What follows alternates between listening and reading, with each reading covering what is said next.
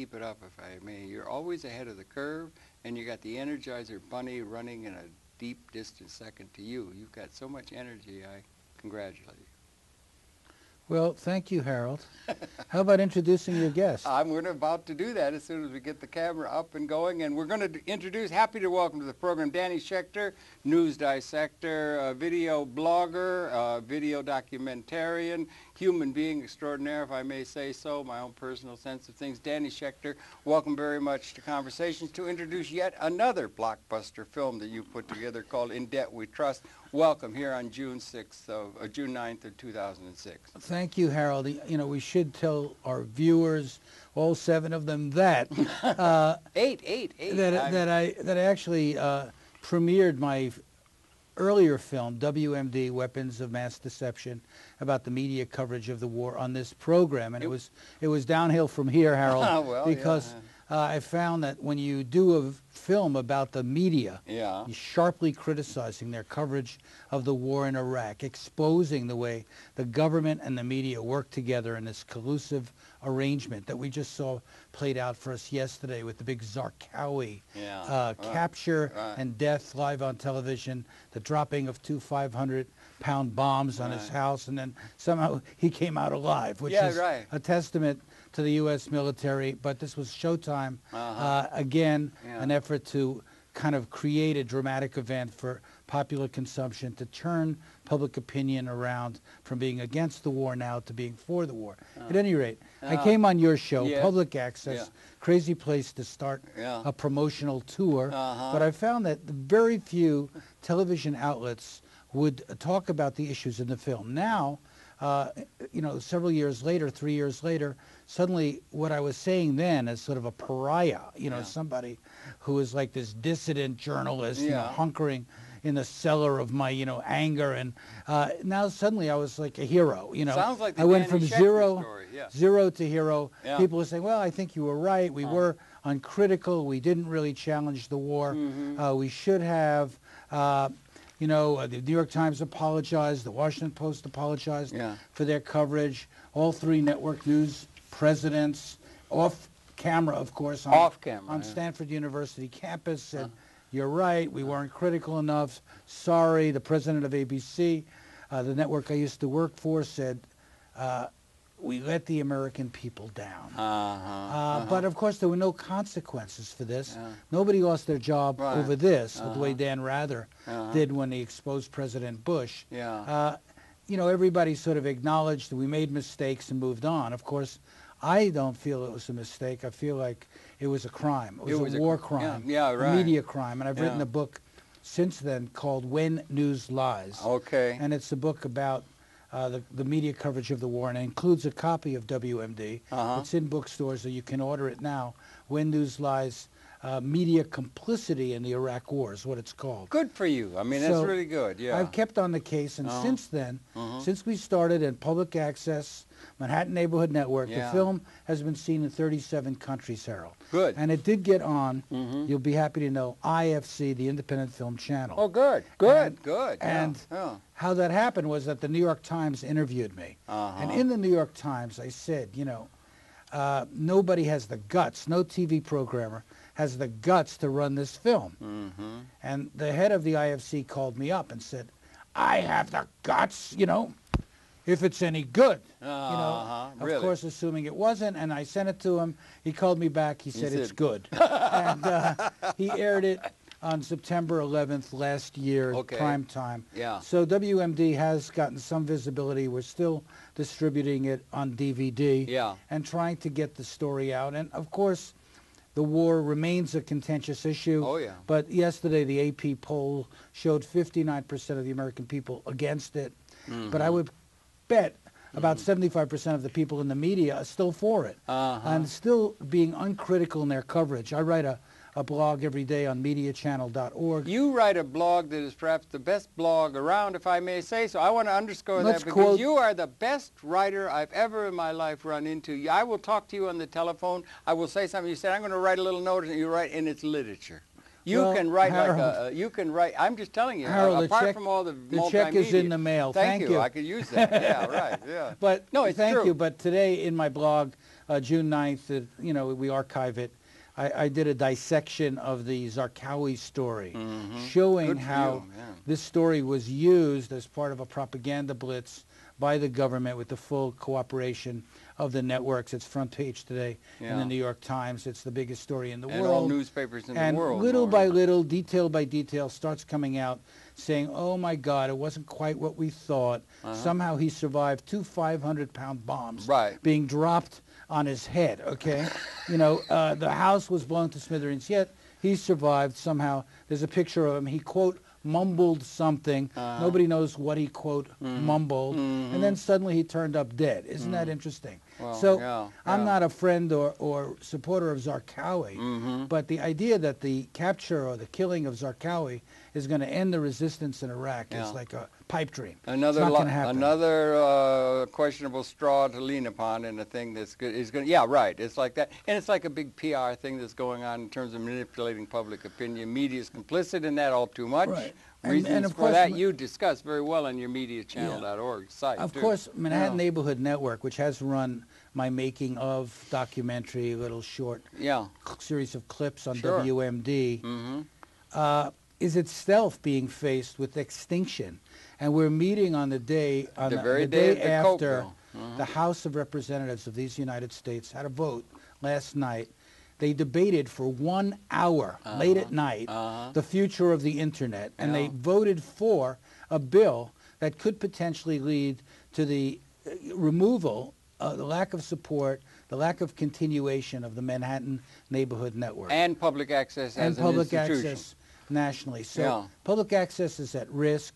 The Congress has voted it down right now because of all the lobbying by the big telecom companies. They got their bill by, basically paying off half the Congress. Best Congress money can buy, Mr. Palast will tell us. Well, here we are in a situation where a media issue and political issues are coming together, converging. Absolutely. Just as the technology is converging, and it's something we're asleep at the switch about. People don't get this. They don't understand that the media is being controlled by a handful of companies. Getting smaller all the time. That the telecom companies are coming in to try to dominate the future, which is broadband and internet-driven communication. Right. And unless we speak up now and stand up for this, it's going to be bye-bye time. And here we have another shot because the Senate is going to be discussing this. Hopefully the senators from this region, New York, New Jersey, Connecticut, can be persuaded to stand against this bill, as many senators opposed the gay marriage last week. And they brought that up in the face of everything. They bring up that and flag burning. We got to make sure that we do away with flag burning. My point is, this is an administration. It's absurd. Well, they have an agenda, an ideological agenda, and they're serving it like zealots. The problem is on the other side, presumably our side. People are like the people. The people are people are partying. They're going to the movies. They're buzzing around, being very busy, but they're not paying attention to these developments. And that's why, for example, Harold, I've just written a new book called The Death of the Media. I have brought you have it here. Let's let them see it. All right. You write books like I write letters home to my mother. I mean, you write a book and knock them out with such consistent regularity, and they're all good, prescient, and ahead of their time, ahead of the curve. This was done for Melville House, which is a firm based in Hoboken. Okay. And they basically said to me, all right, what would you do about the media? How can we make it better? What should we be for? Big question. Give us a manifesto on the media. So I've done that in a short little book, $10, called The Death of the Media and the Fight to Save Democracy. I don't see though. And it's The Death of Media. And the Fight to Save Democracy. There it is. But The Death of Media. The Death of Media. Okay. Death of Media. It's about how the old media is dying, a new media is struggling to be born. And we've got to find a way to get our voices heard in this new media world, whether it's blogging, podcasting, citizen journalism. There's lots of new points of access, and saving public access is one of the important things. Yeah, the we in that does, and I just threw it out a minute ago, it does represent the interests of the vast majority of the people of the world against a relatively small, you could say, cabal of people who have incredible ownership and control of the assets of the world's population and run this almost like a fiefdom, the way the feudal lords had serfs on their estates. I mean, the situation in the world... I'm going to come back to serfs. Hold on to that thought, Harold. Hold on to serfs. Okay. Serfs. I'm going to Not surfing like California. I'm going to come back to serfs in a second. We're surfing the that's world. What my new film is about. I know. We want to get to it. Yeah. But I just want to say this morning I was up at the State Office Building up in Harlem. Good. Panel discussion about media and about saving public access. And, of course, Manhattan Neighborhood Network was the only people there covering this particular panel discussion and this particular event up in Harlem. Nobody from CNN, nobody from C-SPAN? Nobody was there, because when you're challenging the interests of the media, they don't want to cover it. But there was a group of people there, and one woman got up who works here at Manhattan Neighborhood Network. She's kind of a leader of the producers. And she said, "Help me out, because we are being creamed. We are being killed here. We lost this bill in Congress. We lost it in the House. How can we be more effective?" And I think that was a very important question. It recognized that what we're doing now isn't enough, isn't sufficient, isn't adequate, and we have to do something else. We have to do something better. This is particularly apropos because your media channel, you ought to let them know about the site. You have been consistently, from the get-go, since everyone I've known you, you are a critique of and look at the implications of the media and trends therein, and that's a very important question that goes unnoticed by too many. The reason for that is that I joined the media 30 years ago to spotlight the problems of the world. We did a series called South Africa Now. We did a series called Charlene Hunter Galt? Rights and Wrongs with Charlene Hunter Galt. She's coming out with a new book about how United States media is not covering Africa. True, they're not paying any attention. She's been living in South Africa. But despite all that, I came to recognize that among the problems of the world is the media itself. Yes, exactly. And that people aren't acknowledging it. And that's why, with my colleagues at GlobalVision, we organize MediaChannel.org. Great site. It's a website. Great site. We have 1,300 affiliates. Say that again. MediaChannel.org, 1,300 affiliates. From around the world.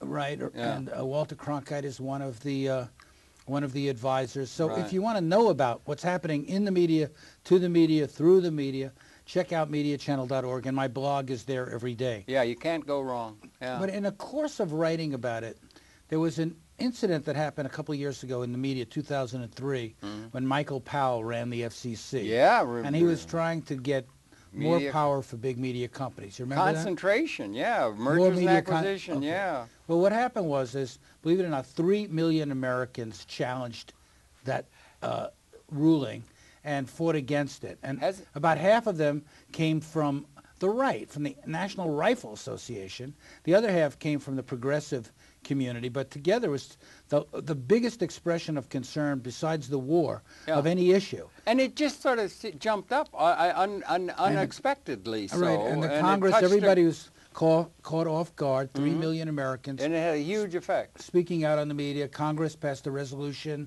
421 to 11, saying they were against media concentration. Same thing should happen around this Coke bill. Well, thank you.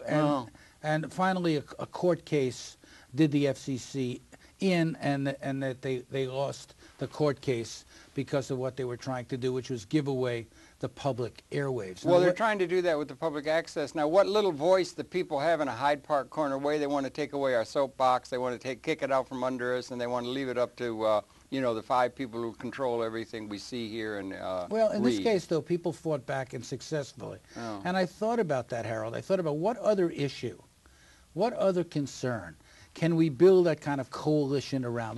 What are the common ground issues? A lot of people who are on the progressive side have a lot of fun bashing Bush. It's all his fault. It's an easy target. He's can't put 2 words together. He's this, he's that. Nuclear. But what we have is this partisan combat where nobody has the same facts. Everybody is sort of, you say, potato, I say patata, whatever, and we have the Fox News syndrome where you know, discussions of issues have turned into wrestling matches where whoever's the most clever, the biggest put down, the quickest soundbite wins the argument. Also, conservatism has become in the saddle now, certainly under the neocon or the current administration, and that does reflect the economic realities of economic policy and the kind of things about a nation getting into debt. I'm trying to take you to that point. I'm trying to show you that this issue, we only have an hour, so we want to make sure we get the current thing in. This issue of debt cuts across left and right. It cuts across black and white. It cuts across rich and poor. It's an issue that all Americans are coping with. Our national savings rate is now below zero, and that's the subject of my new film called In Debt We Trust, and it's going to be shown for the first time at the Nantucket Film Festival on June 16th. Coming right up. And you know, in a sense, that's where we started WMD, so we're going back to Nantucket, and we're showing it there in Massachusetts. Okay, it's got a subtitle? It's called America Before the Bubble Bursts. America Before the Bubble Bursts. Let me give you a little shot, The big bubble.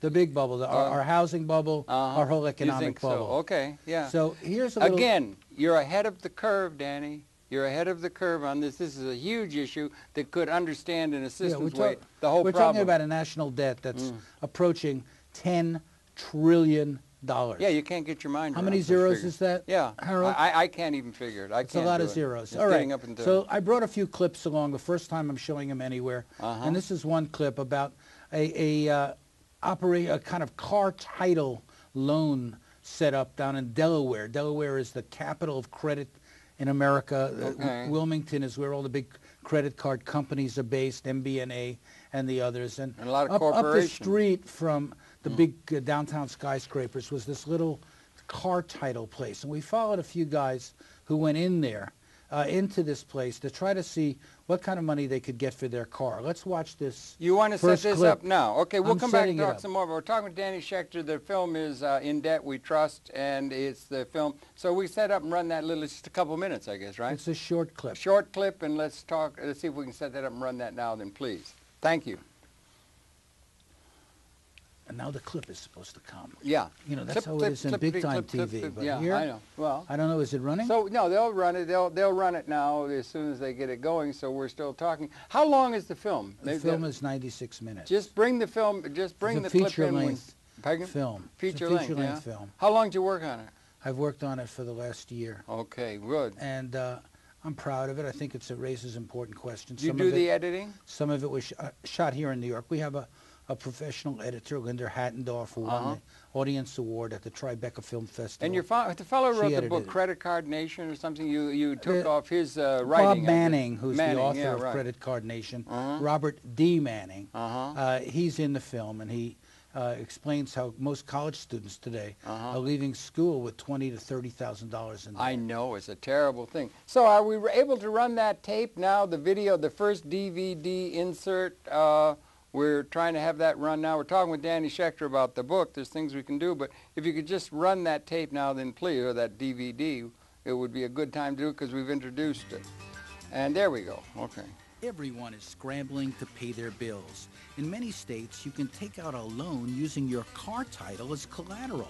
We followed these two guys into a title loan store in Delaware.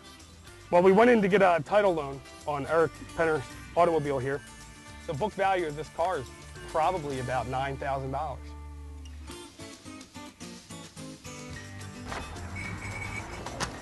So your vehicle, the most we'll be able to do, if we can have proof of income, is $1,100. And then what has to? Then what's? Well, we have an interest of 25%. 25%. They charge us a 25% interest for a 30-day loan. So our interest for 30 days came to $296.86. Plus charges a $65 processing fee, and they already automatically assume that we wouldn't be able to pay it back in 30 days, so that only leads you to believe that it's a regular occurring situation. After 60 days, we will be charged an extra 25% on the loan, and then they charge you interest on the interest. $750 of interest. That's a ridiculous amount of money. You lose a car worth $9,000 for not paying back $1,850 in 60 days.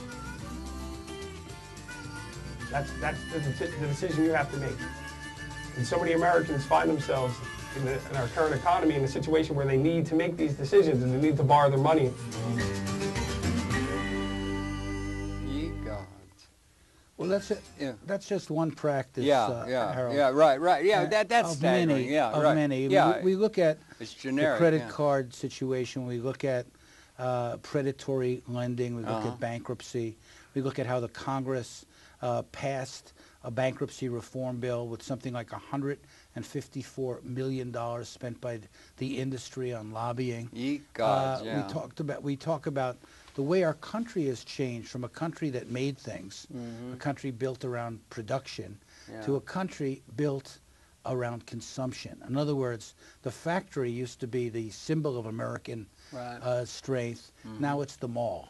And we are borrowing money to keep our system alive, and you know, billions of dollars, hundreds of billions of dollars from China, for example. So communist absolutely. China financing capitalist America, and as the debt goes up, a lot of economists are worried that the bubble could burst here. Right and left-wing both. And he's getting a lot of heat within the government, within the right-wing quarters. Yeah. Kevin Phillips God bless has him. written a book which he talks about financialization. In other words, the way in which a credit finance complex has been created here using loans to get people sucked in. So as my executive producer, Steve Green, says, he said, credit cards have gone from being a luxury to being a necessity to being a noose.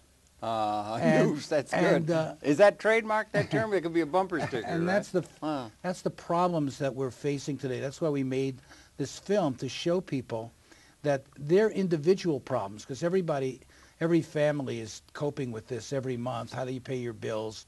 Do you just pay the minimums? How much are you going to get in late fees and the like? Unless perhaps you're at the very top pinnacle of the society when you don't have to worry about that, because it's just what curtains are going to go up in the back room of the mansion. You know, there are a few people at the top who are really seriously benefiting from this in an absurd exactly. manner. We have a big gap here. And in trying to cope with this problem, trying to talk about this problem, we try to offer an analysis of why it occurred, how it occurred, what it means, what we can do about it. And we speak to people from across the political spectrum. The former governor of Georgia, for example. A fellow named Dave Ramsey, a conservative talk show host in Nashville, Tennessee. A former conservative talk show host. Right, a former Marine Corps person who was a prosecutor, lawyers who are representing people in Brooklyn who are facing predatory lenders and are being foreclosed upon in great numbers, to being forced out of their homes because of loan consolidation deals that they bought into, or home improvement scams that they bought into and they couldn't afford to sustain. So it becomes like serfdom in a very real sense. And one of the people in our film, I'm getting there. Oh, one of the people in our film named Michael Hudson. Michael Hudson is Hudson's my middle name. A former economist, probably took his name from you, a former economist at the Chase Bank, who has written a book called Super Imperialisms and a bunch of other well-known books. He just had a cover story in Harper's about the coming serfdom in America. Really? Okay, I'm glad. Saying that what's happened is that in the old days, the serfs were tied to the land. Absolutely. Now they're tied to the debt. Okay. That the idea of class struggle, the idea of battles between employers and employees has been replaced by a conflict between creditors and lenders. That's a very interesting So analysis. It's beginning to surface perhaps in the public consciousness. It might be the framework for some real change relative to what the future requires. Right, so people who are in this debt vice, who are being squeezed, whether they're students, whether they're working people, whether they're middle-class people. Or if they're nations who are trying to adjust to structural adjustment by the IMF and so forth. Right, exactly. This affects everybody one way or another. And I'm hoping this film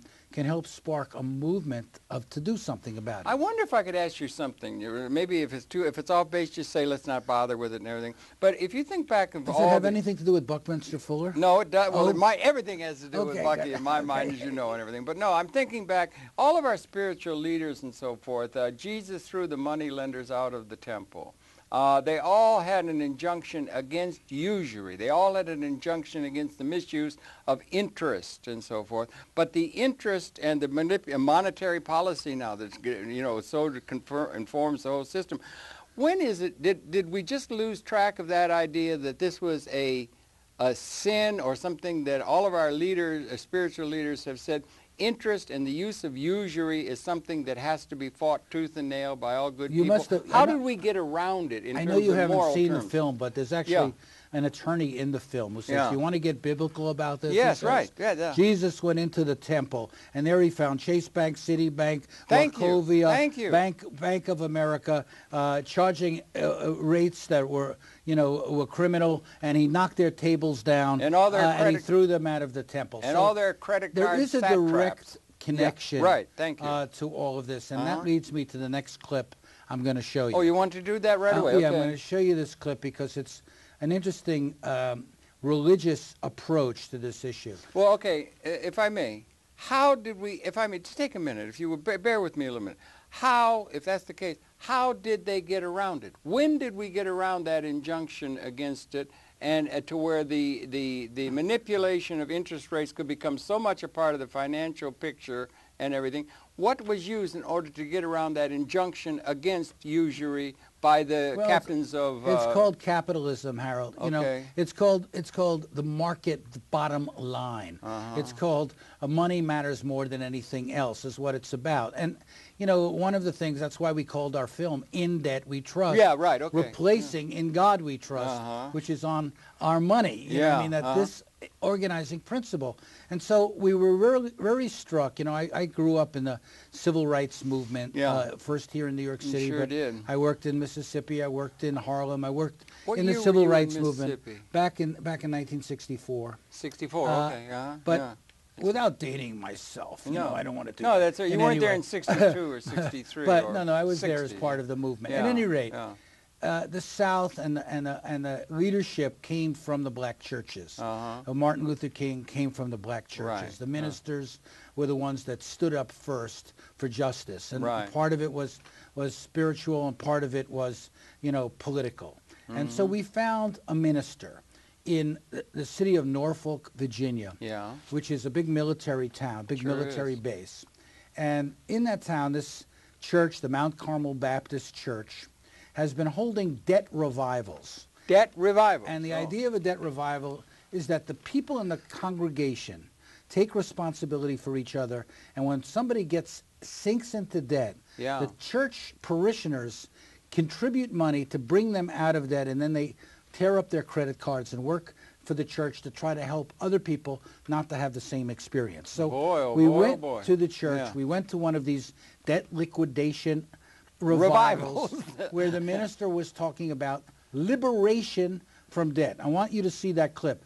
And I hope that your team, including my colleague Stan Gold, in the control room can put that clip in right now. Okay. The next one I brought from the film In Debt We Trust. Okay, it's going to run a couple minutes or so, and let's see if can we see this, please? Let's see if we can run it now. And we have that second clip, and we're talking with Danny Schechter. He's got the new book and the film that's coming out, In Debt We Trust. Could we run that second DVD piece now, then, please?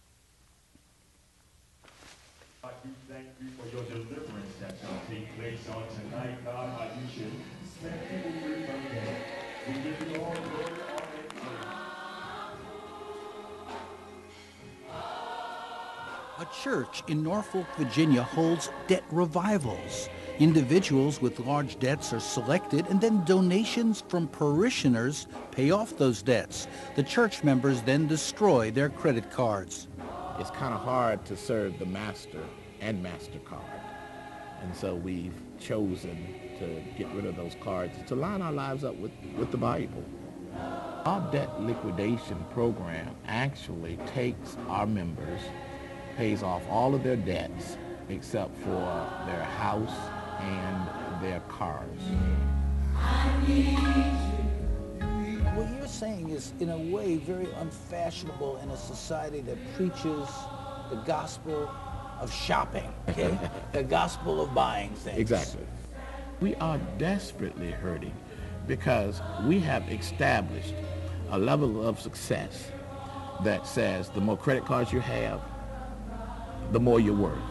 When really, in essence, that's not true. Our society has been really set up to keep us struggling and not give us relief. I believe that there's going to be economic fallout. And I'm telling my church, be prepared. What goes up? It has to come down.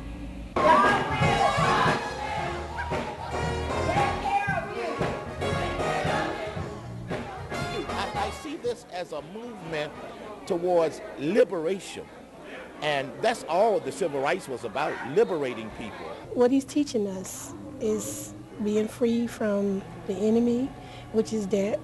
We have a president who says he believes in faith-based solutions. Yeah, I heard. Now, you have one, but Exactly. They're not listening in Washington, are they? No, they aren't. They aren't. And so it has to start on this local level, and people like you and other people who are concerned about our problem keep voicing it, then the people, I believe, will catch on.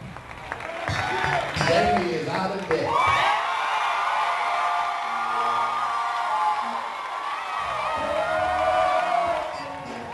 Pay cash. Get rid of your credit cards. Cut them up. Did people think you were nuts? Sure they did. Your family? But look who's laughing now. I'm out of debt.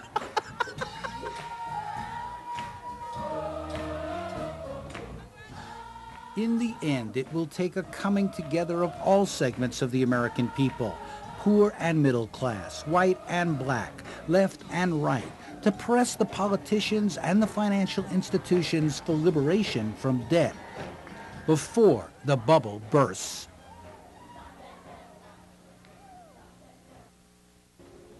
That's really great. That's really good. Free at last from MasterCard. What they want about Master or MasterCard? He says you can't serve the Master and MasterCard. Great line. And another bumper sticker, right? Yeah. Well, you know, this is a church that cares for each other, the people in the church. Absolutely. Trying to help each other. And I think what it shows is that people who do cooperate with each other can fight this problem. We visited... I like the old barn raisings. Right, and we visited the Brooklyn Cooperative Bank, which What's is that? out in Bushwick, where people are, have a non-profit bank that they're part of that is not a predatory lender, but is actually working for its members. And we're showing various examples, an outfit called Trickle Up that provides... Is that Glenn Leet or Builder Leet? That provides grants to people who are trying to start businesses and not be dependent on large loans, is what it's called. There's a group called Trickle Up where they give $50 to people, women mostly in the third world, like Eunice, like right, Mohammed but Eunice. they're now giving loans in America, too. Yeah, okay. So this is, encouraging alternative to this situation. Now, how do you fight back against this? This is an issue that's really ripe for an economic justice movement. Absolutely. And there are people in this city and people in this country who are trying to organize that because Congress has fallen asleep at the switch here. They're not really defending and protecting the people. But at the state level, state attorney generals have been suing these predatory lenders. And in my film, In Debt We Trust, I show all the fines that have been paid by big banks and other companies for all kinds of credit card abuses, late fees. Late fees themselves have gone in the last few years arbitrarily from assigned $2 billion to $14 billion. Really? So it's a gigantic business. It's a very profitable business. And it really has an analysis that says you will get a late fee. Even, in other words, here's how they set it up. Your payment is due on such and such a date. Today, it's due on June 9th. And they say it has to be in by 10 in the morning. But the mail isn't delivered till noon. Guess what? Yeah. Late fee. Yeah. So, and they just arbitrate $29, $36, whatever. And so people are paying through the nose for this money. And it compounds. And when they use their credit cards at stores, the stores themselves are being ripped off by the credit card companies. So they have to raise the price of the goods to pay off the cost of servicing the credit card. So the stores are being in many cases exploited by the credit card You've been company? to stores that have said, look, we don't take American Express. Okay. Why? Because American Express wants a higher percentage than MasterCard or Visa. American Express you have to pay off right away, too. Well, that's not the issue I'm raising. Okay, You asked me one thing, now you're asking me something go ahead. else. Yeah. Harold, you always it's always like that. I know, we'll try and get through it. Your mind we'll try and get operates through it. Yeah, no, in I a got all kinds of way. things going. Yeah, Okay. Circular, yeah, I'd like to get in that mind. Yeah, oh no, that you would don't. be my next I don't film. think you want to get into that. Inside the mind mind of of Harold Channer. Hudson Channer. The mind of Channer. This is a world. The conundrum of the universe, yeah, right? This is an interesting.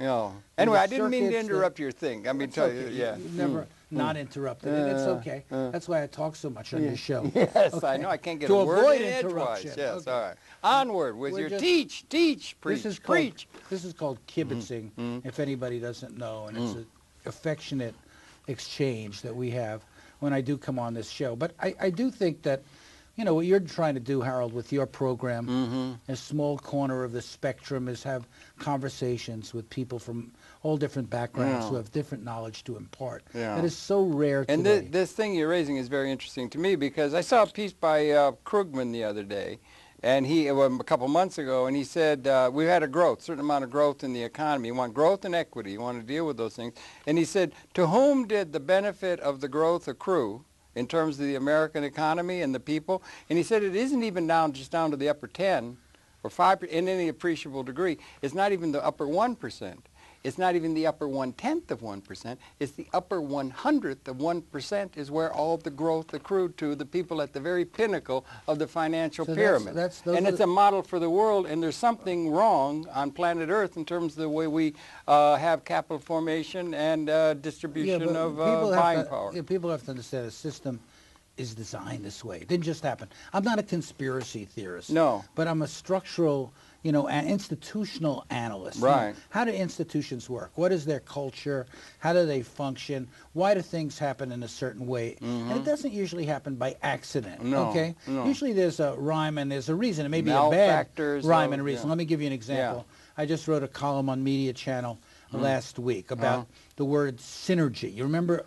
I remember synergy? We're living in the synergetic era. Okay, it used to be in 1955 or 60. Mr. Fuller he brought the term into use, and he said he would talk to an audience of 4,000 or 5,000. He said, "Have you ever heard of the word synergy?" Nobody would. Now it's on the lips of every ad agency, and this is the synergetic era in which we live. It was until last week, Harold, because what happened last week was that the president of Time Warner, a guy named Jeff Bukes, decided.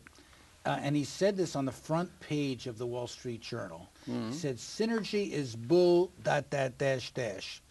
with an S in there, okay? First time it was on the front page of the... No, they've moved away from synergy. They do, really? The reason is because the culture inside Time Warner is anti-cooperation. It's competition. It's hostility to each other. It's everybody trying to kill each other. So as a consequence, they've been unsuccessful in practicing synergy. And one example cited in the film, or rather in this particular article, is about a film, Michael Moore's Roger and Me. Right. When Warner Brothers Studio was about to distribute it, Time Magazine said, no, don't do that, because General Motors is one of our biggest advertisers. So you don't want to knock General Motors, one division of Time Warner knocking them, another division dependent on their advertising. Don't do the movie. But at least somebody at Warner Brothers filmed movies, agreed, to do the film, distributed it. That's what launched Michael Moore's career as a filmmaker, Roger and Me. Yeah, I remember it, yeah. But this issue of synergy, these corporate cultures and the big media companies are unable to actually practice it. So you've had Viacom in the ranks, huh? No, you've had a division in the companies. Viacom has broken up into 2 companies. It was one.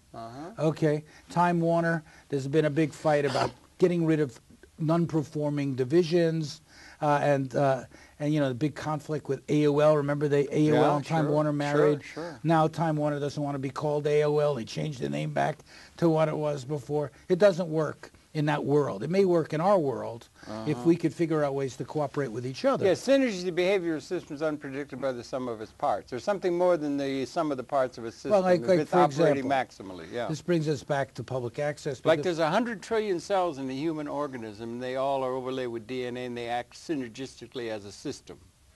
That was a science note by Harold Channer. But what I'm trying to get at is media. Metaphor, yeah. I'm talking about media. Yeah, okay. And what I'm basically saying is that if we could find ways to get all the organizations concerned about media to cooperate with each other, we could be a much stronger force in the society. Yeah. And not be, defeated the way we were in the Congress on the public access video franchising COPE bill. On this day. Right, exactly. Market on this day well. Market well this day. Exactly. Right? So this is like, in the old days, what was it called? Black Friday, when the stock market crashed. Well, in some respects, that's what's happening now to our media system. Unless we smell the coffee, wake up, and do something about it. That's what I'm trying to do. So, again, appealing to your viewers, all 7 of them. Yeah. 8 of them, excuse me. I'd like to invite you. Check out MediaChannel.org. Absolutely. Write to me. Absolutely. Get involved in this fight for better media. Yeah. Support public access. Support this program and others like it. Support public radio and public television. Challenge the Verizons of the world, the Verizons on the horizon. Keep alternatives alive. Well, and also independent media matters. Yeah. Companies like ours, the MediaChannel, we're struggling for survival, frankly. Yeah. And people want their say, but they don't want to pay. They don't want to actually support, the people who won't support MediaChannel tell me they love it, but they won't send us a check, buy the New York Times every day, the buck a day. Yeah. They don't have a problem with that. It's not only the media, though. It is the media, and your critique of it is absolutely a required reading. I'm there all the time. It's a great site. You got links from all over the world, newspapers and everything. But it's not only the media, but it's also the financial realities behind the economy, the macroeconomy of this country and the world that you bring out in your new film, which is part of that process, right? Well, we want to try and understand that. Precisely. We're trying. And where do we go from here? And I hear you talking about a bursting of the bubble. Yeah, I heard you say the real estate bubble. That would be disastrous. It reminds me of a story I recount in my book, The More You Watch, The Less You Know, my first Great book. Great book. Okay. And it's a story about Rupert Murdoch and how his company, which was an Australian company, became a global company. Right. And he got money from 286 banks. Okay? And they were doing a refinancing of some kind, and one small community bank in Pittsburgh basically said, we don't like this company, we don't like what they're doing, we're not happy with this, we don't want to participate, we don't play anymore, we want to take our money out. Now, if this one company took their money out, the whole thing would collapse. Why? Why did they want to take it out? No, why would it collapse if one of 126? Because they were all tied together. It was a syndicate. It was a syndicate. They had to be, and so at any rate, so it all came down to one, all these executives flying to Pittsburgh to convince this bank to stay on board. If they had defected, News Corp, the Orwellian named corporation that Rupert Murdoch heads, might have gone under. And so. This is a very fragile system. It's based on perception. People perceive that it's a stable system. They perceive that they're going to make money in the future, and they act accordingly to their perceptions. But when they begin to lose faith in those perceptions, when they begin to question that. The faith in progress, perhaps. When they begin to feel that there's something else going on, that suddenly Enron is not what it's cracked up to be, that these guys are running a scam, then people start taking their money out. One danger of that, if I may, is they just put Mr. Kenny Lay up, in prison and so forth. But one day is to say that not in prison yet. You're right. Okay, he can but still was be pardoned by our president, and he may. Oh my God, Danny! No, really. Oh God. Remember Gerald Ford pardoning Richard Nixon? No, and it's been done before. And Clinton with Mr. What's his name? Rich. Mark Rich. Yeah, but anyway, the thing is that you don't want it to be, or maybe we shouldn't have it be. That there's some bad apples like a company called Enron that just was bad. They were the bad guys. It's something systemic. It's the system itself, the way capital is formed, how it's able to all be coming into the top layers of the society. You've got a new instead of landlord. You're more radical than I am, Harold. Well, I mean, I'm just a journalist. Synergetic. No, I'm just a journalist here. But I'm not. You don't think that there's a systemic problem with the organization of the world economy? Of course there are, but and the last place to find out about them is in the media mostly. Okay, the last If it's going to be found out anywhere, it's going to be within the public access realm of things like MediaChannel and actually, so the forth. best source of information about all of this is the Wall Street Journal. The Wall Street Journal is two newspapers. One, it's the editorial section, which is slightly to the right of Attila the Hun, and the news section, which often has good corporate investigations and the like. So there are ways to find this stuff out. I'm being, a little rhetorical, polemical here. You can learn about this. There are books to read. There are places to go, and hopefully there are films to see, and that's what we hope. Now, will In Debt We Trust get on television? When you have credit card companies spending $2 billion on advertising. Right. American Express funded the Tribeca Film Festival, let us not forget. Yeah. So will we be able to get distribution for our film? Will it get into theaters? Will the DVD get out there? Will we be able to educate the American people about this problem? Stay tuned. We don't know yet. We're starting this campaign, and we have no idea if it can be successful. When I started the WMD campaign with media coverage of the war issue, I felt the same way. What's going to happen? I don't know. But I stayed at it, and a lot of people who were skeptical, who were cynical, who were not supportive, suddenly realized this was important, and they became part of it. Yeah, you were prescient, ahead of the time. And it's like in the courts of law, you can have a judge declare some case as frivolous, so that it will be ignored. So can the media master say that the assumptions are frivolous, it is of no point because you just don't understand the nuances of what's important for the leadership element of the planet, that kind of thing, so they can be just marginalized. I just would like to say this again, because I said it the last 3 times I was on your show. I had an English teacher in 8th grade at PS 95. Oh, is it the diagramming the sentence? What was her name again? Miss Conroy. That's Miss Conroy. And she taught us about diagramming sentences. And every time you speak, I think about how would you diagram a Harold Channer sentence? And I think it's impossible. It's impossible. So, some things are impossible. But in any event, you're right, and I think this is an important issue. This is our future. This is our lives here. This is not about somebody else's problems. When I started to make the film, I was making a film about other people's problems. Yeah, and then you're in the same ballpark. I'm making a film about myself, too. And that's what we have to see, is how we are connected to each other, and how what's happening to somebody in Bed-Stuy is also happening to me in Chelsea, or you on the slope in Brooklyn or wherever. These are issues that affect all of us, and we have to become aware of them and do something about them. Okay, and it has to do with this system of finding people who make an investment. Let's just say somebody's going to invest in something. The logic of business finance, whatever it is you're in, is you're going to make an investment in something that's going to pay for itself out of its future earnings. If it's not going to pay for itself, it's a bad investment. So that's a market, discipline and so forth.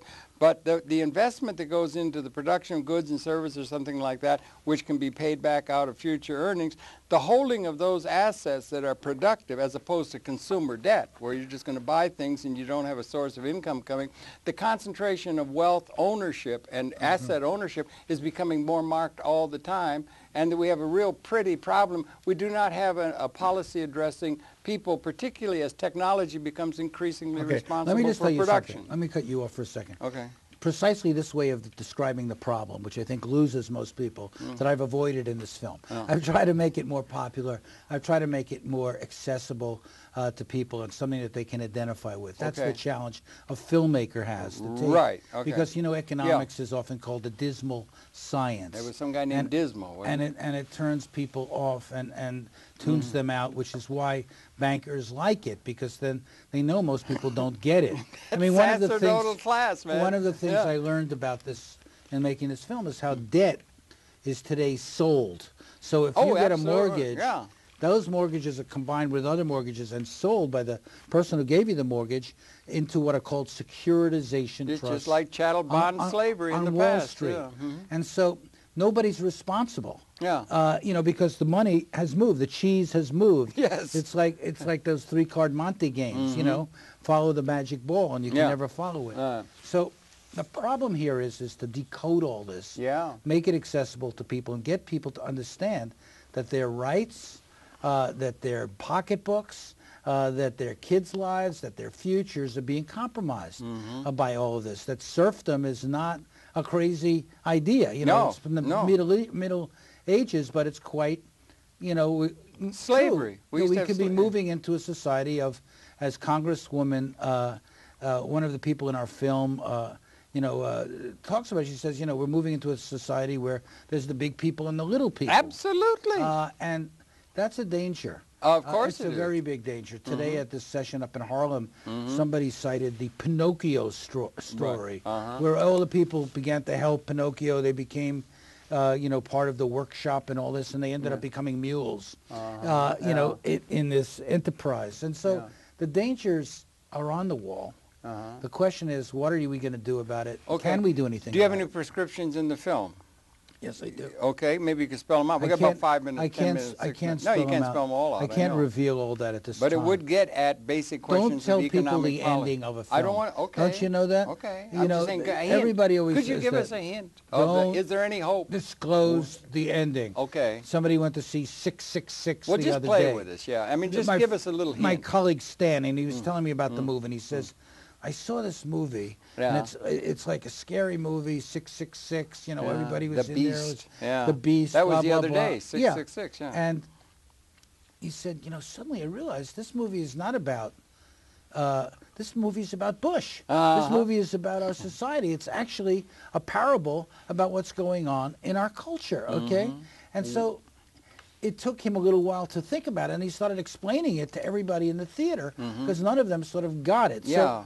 So the thing is, for us to, quote, get it, for us to become aware of what's happening in our own lives, we have to start out asking questions. Why? Right. Why is it like this? Why are we paying this? Why are these late fees And what coming? are the trends? And what is the way? How can we try to empower ourselves to have a say, to get involved, to have a more dynamic relationship with our political process? I mean, it's very disturbing. I mean, here in New York State, a guy like Mark Green, who's fought for so long for so many people, gets pushed out at a Democratic Party convention by, wheeling and dealing and all the rest of it. It was upsetting to see that. This system is sort of pushing the questioners out, and it's including the people who want to, get along by going along. Absolutely, and in the media particularly egregiously so. The players, and the players, and so forth. NBC, the Today Show, which was once a really great institution. Katie Couric is leaving to go to the CBS as the news anchor. At any rate, it's never my favorite show, but who do they have on but Ann Coulter? And Ann Coulter is doing what? She's attacking the 9/11 widows. She's attacking the women who fought so hard to get the 9/11 investigation, the so-called Jersey girls, who, really were Republicans, a lot of them, who were fighting for the truth and are still fighting for the truth of 9/11. And this woman just dismissed... Whatever the truth is, I don't know what it is. No, I want to ask you whether or not you're buying into the 9/11 truth movement that says there was a hand in the World Trade Center What I'm saying debacle.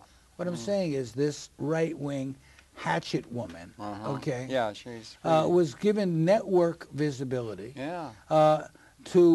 And she's in Vanity Fair, and she's being built up by big media because she's got a big mouth and a sharp tongue, and she's attacking these women who don't have access to come back on the air and defend themselves. Right. So, that's the kind of culture which is denigration, stereotyping, labeling, putting people down.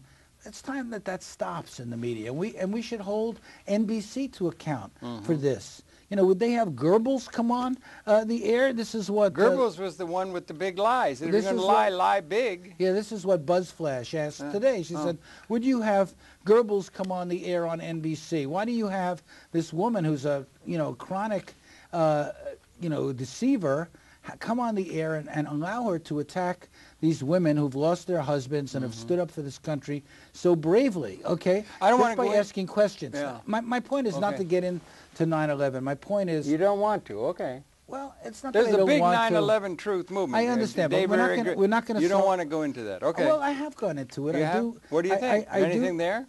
of course there are unanswered questions on every front. But here's the point. If we're going to discuss it, we can't discuss it at the end of your show. We've got to discuss it at the beginning and really have a discussion, which we're not having about it. So what I would like to say is my point about it we've got a couple minutes left. So my point about it is that it's not being discussed in the media. My colleagues worked on a new film about it called Press for Truth, which is an attempt to raise some of these questions. You're talking on this debt thing. No, we're talking about 9/11. Oh, 9/11 truth. I'm just saying, the point I was raising was about asking questions, pursuing questions, trying to find out what's really going on. That's our challenge, and it's not up to them. They're not going to tell us, the thems. That's right. Whoever the theys are. I don't think we have to inform ourselves, and that means being open to programs like this, even when the technology doesn't work, and even when you have a guest like myself just prattling on endlessly.